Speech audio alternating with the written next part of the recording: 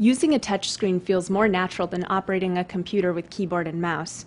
The internet is full of videos of toddlers and pets who grasp the rudiments of touchscreen interaction.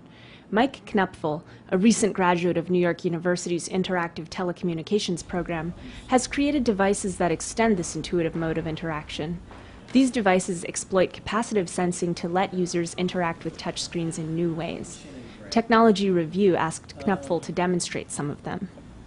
One of the strengths of the touchscreen interface is that it's very versatile. It's very flexible, all sorts of interesting interfaces with touches and swipes, and you can do an infinite amount of button layouts. But one of the things that's kind of lacking is tactile feedback. The touchscreen itself is kind of a cold, hard, slick surface.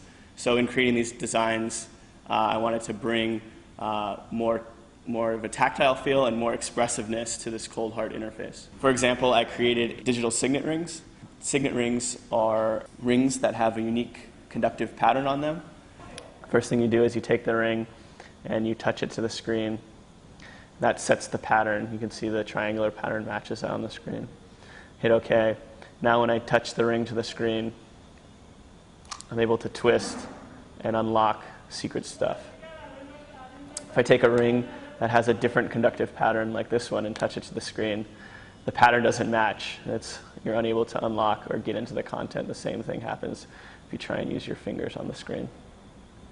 One of the things I discovered early on in experimenting with the touchscreens is that you could use conductive materials to trigger presses on the screen. So by bridging the area between your finger and the touchscreen with something like copper tape or conductive foam, you're able to trigger presses on the screen from afar. For more expressive input into the iPad, I created two pressure-sensitive styluses.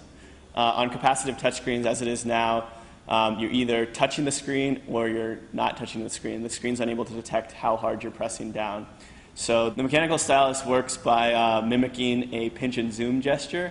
As you press down on the stylus tip, a secondary arm swings out, and by measuring the distance between these 2 points, you're able to determine the size of the brush stroke.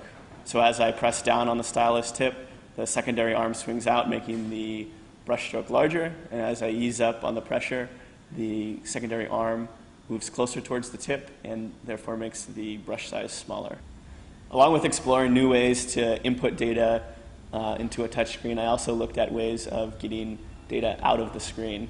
One such way that I came up with was by placing a light sensor over the pixel area on the screen. So for example, the robot has two light sensors on the bottom, which are placed over special zones on the screen. This top one is mapped to the rotation of my finger around the screen, so it gets lighter and darker. And this other swatch is mapped to how close my finger is to the hamburger. So as my finger gets closer and farther away from the hamburger, it gets lighter and darker. So if I place the robot with the two light sensors directly over there, the robot's actions react to the touch input. So as I move my finger closer to the hamburger, you can see that the arm moves in and out.